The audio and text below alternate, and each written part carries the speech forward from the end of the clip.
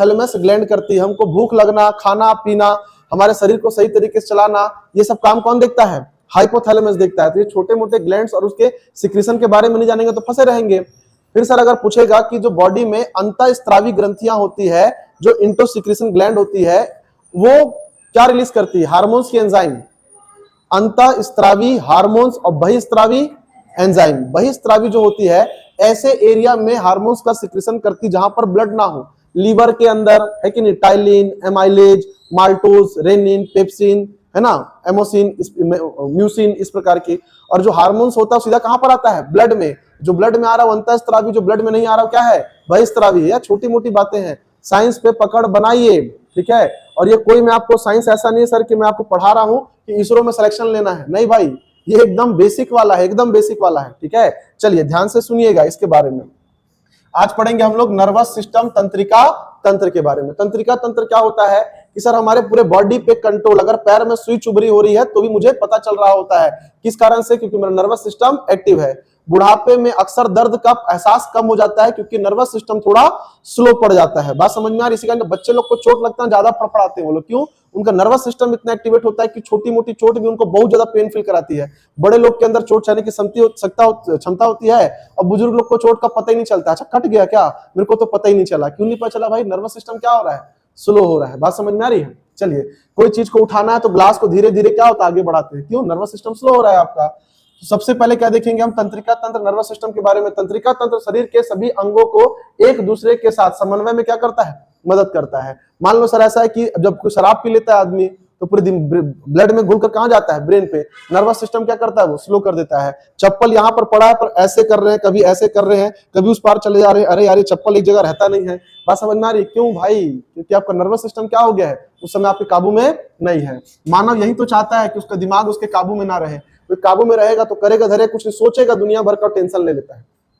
मानव तंत्रिका तंत्र। मानव तंत्रिका तंत्र में दो भाग होते हैं बेटा। एक होता है सर केंद्रीय तंत्रिका तंत्र, उसको बोलते हैं सेंट्रल नर्वस सिस्टम। और एक होता है परिधीय तंत्रिका तंत्र, इसको बोलते हैं पेरिफेरल नर्वस सिस्टम। याद रहेगा कितने प्रकार? सबसे पहले क्वेश्चन ये होगा बेटा कि कितने प्रकार के तंत्रिका तंत्र होते हैं सर? तो दो प्रकार के होता है, एक केंद्रीय होता है और एक क्या होता है? परिधीय। केंद्रीय मतलब सेंट्रल नर्वस सिस्टम और परिधि का मतलब होता है पेरिफेरल नर्वस सिस्टम। केंद्रीय तंत्रिका तंत्र के दो हिस्से होते हैं बेटा, एक होता है मस्तिष्क और एक होता है मेरुरज्जु। मेरुरज्जु में कहने का मतलब है कि एक इंसान का मस्तिष्क होता है और एक उसके रीढ़ की हड्डी में पूरी वायरिंग की हुई होती है जिससे पूरे बॉडी में क्या होता है जी? करंट फैलता है। तो ये मस्तिष्क मेरा पहला हो गया सेंट्रल नर्वस सिस्टम का। और मेरुरज्जु आप सुने होंगे कि किसी को स्लिप डिस्क हो गया, किसी को रीढ़ की हड्डी में प्रॉब्लम हो गया, डॉक्टर बोल रहा है क्या करा ले? रीढ़ की हड्डी का ऑपरेशन। बोलते ना ना, रीढ़ की हड्डी का ऑपरेशन मत कराना। कहीं एक आग वायर इधर उधर लूज कनेक्शन हो गया तो बॉडी के नीचे का अंग का काम करना बंद कर देगा। बिल्कुल नहीं कराना है कि नहीं? तो क्यों बोलते हैं? इसी कारण, क्योंकि सर वो मेन नर्वस सिस्टम क्या करता है? काम करता है। यहाँ पे हमारी बॉडी की पूरी वायरिंग होती है और पूरा वायरिंग यहीं पर जमा होकर कहाँ जाता है? ब्रेन के पास। और ब्रेन क्या करता है? फिर उसे कंट्रोल करता है। अगला आता है सर हमारे पास परिधि जो होता है बेटा। एक हमारे पास होती है कपाल तंत्रिका है, दूसरा हमारे पास क्या होती है? मेरु तंत्रिका है। मेरु मतलब वही रीढ़ की हड्डी में जो हमारा वायरिंग हो रखा है उसके बारे में बात हो रही होती है। उसके बाद जो तंत्रिका तंत्र है उसमें कौन कौन से अंग है जो सिग्नल को हमारे ब्रेन तक पहुंचाने का काम करते हैं? तो उसको कहते हैं हम रिसेप्टर्स। क्या कहते हैं हम लोग? रिसेप्टर्स कहते हैं। वे कुछ तंत्रिका कोशिका की विशेष युक्तियां हैं जो पर्यावरण से जानकारी का पता लगाती है। यह हमारे इंद्रियों में क्या होती है? स्थित होती है। कितने प्रकार के सेंस के बारे में बात हो रहा है? 6 सेंस के बारे में। तो आज उनके सेंस के बारे में पढ़ेंगे। सबसे पहला सेंस कौन सा होता है? हमारा कान होता है। ये भी तो इंफॉर्मेशन दे रहा है ना हमारे सिस्टम को। यह फोनो रिसेप्टर्स होता है। फोनी रिसेप्टर्स मतलब फोन से बात किसमें करते हैं? कान में लगाकर। उससे याद रखना सर कान कौन सा रिसेप्टर है? क्या बताओगे? फोनी रिसेप्टर है। ध्वनि प्राप्त करने वाले के रूप में कार्य करता है। यह सुनने और शरीर के संतुलन को बनाए रखने में क्या करता है? तो काम करता है। बच्चे का देखिए बचपन में टेस्ट होता है, ऑडियो टेस्ट होता है उसका। अब अगर सर कोई मुझे इधर से आवाज देगा, मैं वहां देख रहा हूं मतलब नौटंकी कर रहा हूं। कायदे से मुझे जहां से आवाज आ रही है वहां देखना है। बात समझ होता नहीं है? किसी से बात नहीं करना है, भाई ये भाई चिल्ला रहा है जानबूझ के, ये वाला नहीं भाई। सर नॉर्मली तो है कि जहां से आवाज आती है हमारा बॉडी क्या करता है? उधर मूव करता है। तो क्यों कर रहा है? हम बोले क्या भाई लेफ्ट मुड़ जा, नहीं, वो ऑटोमेटिक क्या करेगा? उस तरफ मुड़ जाता है। तो पहला हमारे पास जो नर्वस सिस्टम का हमारा रिसेप्टर्स है, या उसी को बोलेंगे सर हम लोग क्या बोलेंगे उसको? सेंस। पहला कौन सा है? कान। दूसरा हमारे पास कौन सा होता है जी? आंखें। ये होता है sir photo receptors. Photo receptors कहने का मतलब होता है हमको कोई भी वस्तु दिखाई कैसे देती है। जब सूर्य का प्रकाश या किसी भी स्रोत से आ रहा प्रकाश किसी वस्तु पर टकराता है तो उस वस्तु के द्वारा कुछ प्रकाश को ऑब्जर्व करके बाकी प्रकाश को रिफ्लेक्ट कर दिया जाता है। तो जो प्रकाश वो रिफ्लेक्ट करेगा उसी कलर का क्या होगा, वस्तु अपने को दिखाई देती है। तो वहां पर जो प्रकाश है उसके लिए क्या करते हैं अपन, फोटो शब्द का यूज करते हैं।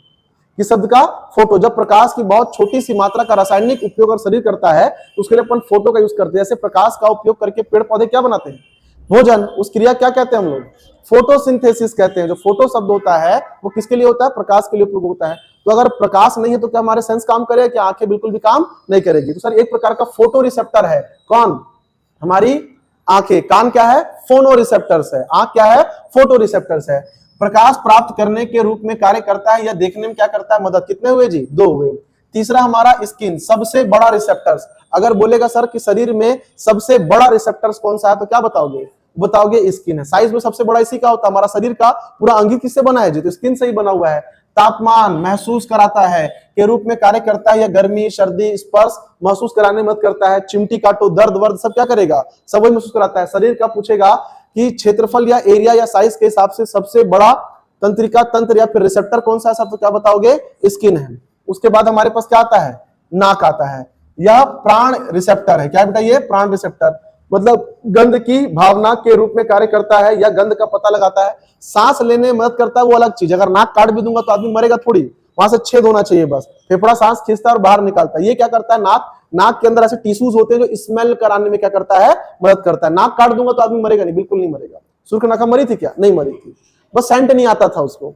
सेंट कहने का मतलब घर में चिकन पकड़ा कोई मतलब नहीं है, क्या बनाया हो, बैगन पका, चल ठीक है बैगन नहीं दे दे करके उसको कोई फर्क नहीं पड़ेगा। पर नाक था तो वो सूंघ लेती थी, आज किसी प्राणी का मांस पका है।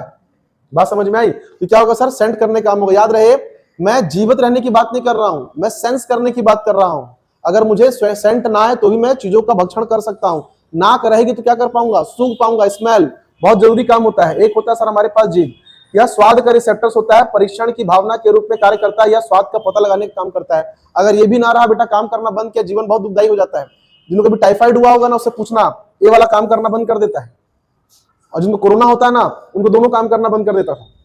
क्योंकि मेरे को हुआ है, ना सुंघाई आता है ना टेस्ट आता है। रोटी को ऐसा लगता है ना कि होता है न्यूज़पेपर को फाड़ के क्या कर रहे हैं, लपेट के अपन कुछ गीला गीला करके खा रहे हैं। परिस्थिति ऐसी ही होती है। और अगर किसी को टाइफाइड हुआ है तो ये वाला बिल्कुल काम नहीं करता उसका, बिल्कुल नहीं।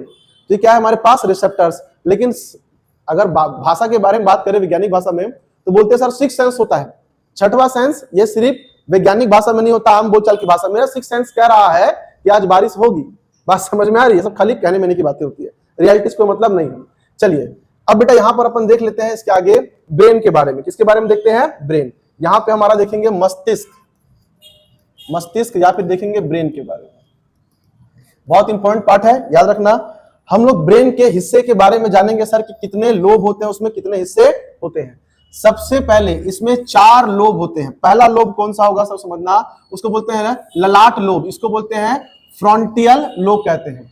किस काम आता है फ्रंटियल लोब, एकदम शॉर्टकट बना हुआ है। हमारे शरीर का, ब्रेन का अलग अलग हिस्सा शरीर में अलग अलग चीजों को परफॉर्म करने में मदद करता है। पहला कौन सा लोब है जी, फ्रंटियल लोब। ये भाषण, बोलना, व्यवहार, व्यक्तित्व, भावनाएं, शारीरिक गति, बुद्धि और किसका बेटा, तो आत्मा का बोध होता है। यहां पर बात समझ में आ रही है। ये जो होता है ना हमारे पास, वो सारा हमारे पास भाषा, प्रकृति, मतलब भाषा, व्यवहार, बोलना, चालना, जितनी हमारी याददाश्त होती है। डॉन पिक्चर में अमिताभ बच्चन को इसी में चोट लगा था, इसमें फ्रंटल लोब में। तो क्या हुआ था, याददाश्त को भूल गया था।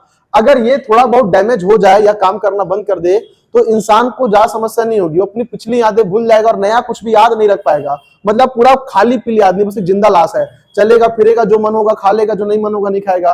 पुरानी थोड़ी थोड़ी बातें कभी उसको रिसेंटली क्या होंगी, याद आएंगी। यहीं पर चोट लगने से आदमी पागल होता है। जिंदा बच जाता पर क्या रहेगा, पागल। चलेगा फिरेगा, सब कुछ करेगा, बातें भी करेगा, लेकिन उसको पता ही नहीं कि मेरे माँ कौन है, बाप कौन है, मेरा मैं खुद कौन हूँ। कभी थोड़ा बहुत याद आ जाएगा, बाकी फिर वो कुछ नहीं रहता उसके पास। एक देखना हमारे एरिया में पागल है, दौड़ते ही रहता दिन भर, ऐसे ऐसे करके वो दौड़ता ही रहता है। देखिए उसको कभी फुलन को, उसको वहीं पे चोट लगा, यहाँ पे देखना तगड़ा चोट लगा हुआ है, उसका घाव बना हुआ है। फ्रंट लोब क्या हो गया, उसका डैमेज हो गया। तो बात सब करेगा लेकिन कंट्रोल नहीं होता, उसके अपने व्यक्तित्व पर कंट्रोल नहीं होता है। बात समझ में आ रही है। चलिए दूसरा आता है बेटा हमारे पास पार्श्विका लोब, इसको बोलते हैं पार्सेंटियल लोब कहा जाता है। ये कहां पर होता है सर, हमारे पास मगज में, यहां पर ऊपर में होता है। ये क्या कंट्रोल करता है, तो भाषा और प्राकृतिक का उपयोग दृश्य बोध, हमारे मेन आंखों को क्या करता है सर, तो यहीं से कंट्रोल करके जाता है। वहीं से पूछेगा सर आंखों को ब्रेन का कौन सा पार्ट कंट्रोल करता है, तो क्या बताओगे, पार्शियल लोब। कौन करेगा, पार्शियल लोब। उसका अलग अलग नाम है, देखेंगे। भाषा प्रकृति मेनली हमारे दृश्य बोध, देखने की क्षमता, स्पर्श करने की भावना, दबाव और दर्द, अन्य संवेदनशील सूचनाओं क्या करता है वो, संकेतों को।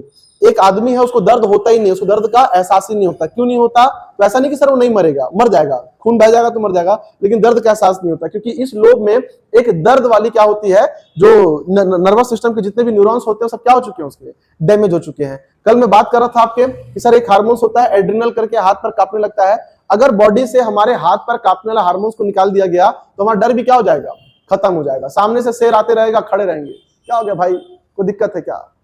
ये सारा कुछ होता है, ये सारा कुछ होता है, लेकिन ये रेयर ऑफ द रेयर क्या है, बीमारियां हैं जो कुछ लोग के अंदर क्या होती है, जेनेटिक हो जाती है, तो फिर उसके अंदर में वो सिम्टम्स आते ही नहीं है। अगर मेरा मान लो पार्शियल लोब खराब हो गया सर, जीवन में दर्द ही क्या हो जाएगा, खत्म। दौड़ते रहूंगा फिर मैं 200-300 किलोमीटर, कोई दिक्कत नहीं है, दर्द होना ही नहीं है मेरे को, तो ये होगा। अगला सर हमारे पास आता है पश्च कपाल लोब, ऑक्यूपेटल लोब कहते हैं इसको। ऑक्यूपेटल लोब बेटा ये वाला होता है हमारे पास, ये जहां पर क्रांतिवीर पिक्चर में नहीं बताता था वो नाना पाटेकर, ये धनिया इधर मारने का इधर छोटा दिमाग होता है, इधर लगने से आदमी क्या होता है, मर जाता है। वो हमारे पास क्या होता है सर, तो पश्च कपाल लोब होता है, कपाल के कहां पर, पीछे वाले हिस्से में होता है। ये क्या क्या कंट्रोल करता है, तो सर ये हमारे पास प्रकाश, रंग, गति, स्थानिक अभिविन्यास को, फिर उसके बाद शरीर में क्या करता है, तो दिल की धड़कन को कंट्रोल करता है। और क्या करता है सर, तो हमारी सांसों को कंट्रोल करता है। फिर हमारा जो पूरा का पूरा सांस लेना, खाना खाना, खाने को पचाना, वो सारा सिस्टम क्या करता है सर, वो उसको ये कंट्रोल करता है।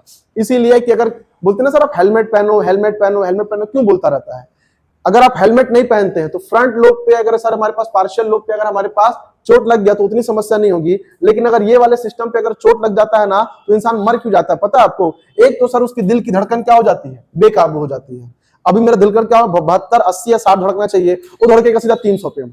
सिग्नली क्या कर दिया, अनमैच कर दिया है। जो भी खाना खाया क्या होगा, उल्टी होगा। अगर याद रखना, अगर आपके फैमिली में या दोस्त में या किसी को भी देख लो सर कि अगर उसको ब्रेन में चोट लगा है और उसको उल्टियां हो रही है, याद रखना पेशेंट सीरियस है, बहुत ज्यादा सीरियस है। क्यों, क्योंकि सर उसको कहां पर, मेडुला एब्लेंगेटा पे क्या हो चुका है, चोट लग चुका है। चोट लगने के कारण उसका पूरा नर्वस सिस्टम काम करना बंद कर दिया है। उल्टियां क्यों होती है, दिल की धड़कन क्या हो गई, असामान्य हो गई। असामान्य मतलब 300 पे भाग रहा है, जितना पंप करना चाहिए उससे ज्यादा कर रहा है, कम पंप कर रहा है। तो स्पेस जब चाहिए होता है ना हार्ट को धड़कने के लिए, खेलने के लिए, तो शरीर सबसे पहला काम क्या करती है, उसके लिए स्पेस बनाती है। स्पेस बनाने के लिए सबसे पहले लीवर को खाली करती है। क्यों खाली करो, लीवर खाली होने से आदमी नहीं मरेगा। लीवर खाली होना मतलब क्या कराना, उल्टी, क्योंकि मल द्वार से बाहर निकालने के लिए 24 घंटे का टाइम लगेगा, जितना टाइम नहीं है। सीधा क्या करा दो, उल्टी करा दो। उल्टी कराएगा, पेट पचेगा तो दिल को क्या करना, प्ले करने के लिए टाइम मिलेगा।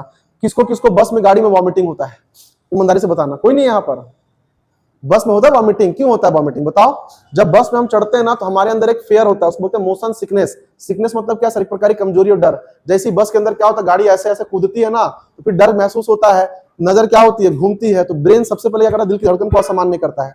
दिल की धड़कन असामान्य हो गई, दिल क्या होगा, पहले से ज्यादा धड़केगा। देखना अक्सर ना आप उस सीट को या किसी को जोर से पकड़ लेते हैं। क्यों पकड़ लेते हैं, ताकत ज्यादा लगानी होती है, ब्लड का फ्लो ज्यादा चाहिए होता है। तो बॉडी सबसे पहले क्या करेगा, दिल को खेलने। सबसे इंपॉर्टेंट पार्ट क्या है जी, ब्रेन और दिल। ब्रेन तो ठीक है पर दिल काम नहीं कर रहा, तो क्या करेगा, सबसे पहले उसके लिए जगह बनाएगा। तो क्या करेगा, पहले खाली करा देगा, पूरा पेट खाली करा देगा। अब दिल खेलने के लिए क्या है, उसको जगह है। अब उसके बाद थोड़ी देर क्या मिलेगा, आपको आराम मिलेगा। यही प्रोसेस होता है मोशन सिकनेस का भी। तो बॉडी में क्या करता है, पश्चात कपाल, रंग, प्रकाश, गति, स्थानीय दिल की धड़कन, श्वास लेना, इवन शरीर को चलना, जो हमारा मोशन होता है ना, ये सब कुछ कौन कंट्रोल करता है, तो कौन कंट्रोल करता है सर, हमारे पास ऑक्यूपिटल लोब करता है। फिर हमारे पास आता है लैम्बर्टिक लोब, इसको बोलते हैं सर टेम्पोरल लोब कहते हैं।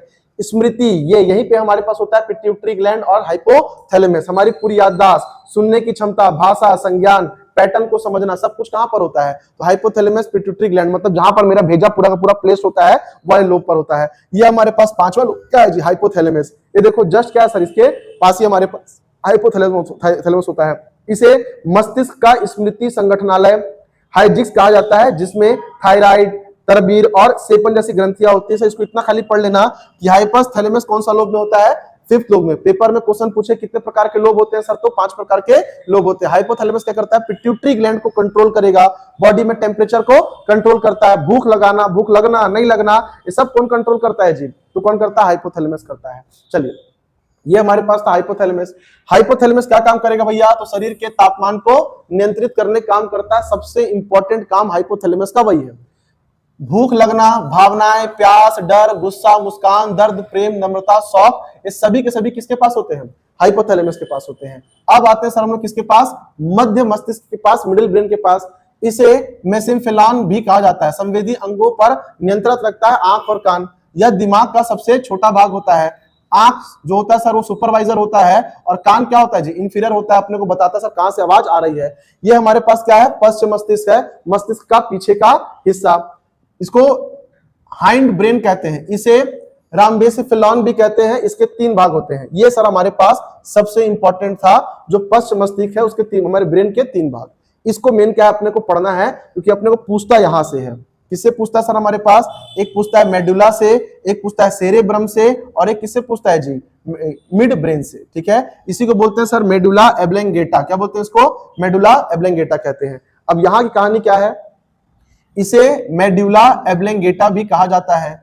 यह अनैच्छिक क्रियाओं को क्या करता है? नियंत्रित। जैसे रक्तचाप, ब्लड प्रेशर, श्वसन, सांस लेना, लार आना, छींक आना, ये सब कौन कंट्रोल करता है? मेडुला एब्लेंगेटा। याद रहेगा सर, मेडुला एब्लेंगेटा कंट्रोल करता है। तो रक्तचाप, आपका बीपी सर 120 रहेगा और नीचे का 80 रहेगा। अगर ये खराब हुआ तो क्या करेगा? पूरा फ्लक्चुएट कर देगा, उड़ा के सीधा 250, 250 से 300, 300 से 20 और 10। बीपी हाई लो होगा, आदमी खेल खत्म। फिर श्वसन की दर, सर 1 मिनट में हम लोग कितने बार सांस लेते हैं? हाँ भाई, अगर 72 बार ले लोगे ना और 10 मिनट कंटिन्यू सांस ले लोगे तो हार्ट फेल हो जाएगा। 15 से 18 बार। हार्ट धड़कता कितने बार है? तो 72 बार। बात समझ में आ रही है? हार्ट पंप करता है 72 बार, लेकिन सांस हम लोग सर 18 बार मैक्सिमम लेते हैं। अगर 72 बार 1 मिनट में सांस लोगे तो 10 मिनट के अंदर हार्ट फेल हो जाएगा, इस बात की गारंटी है।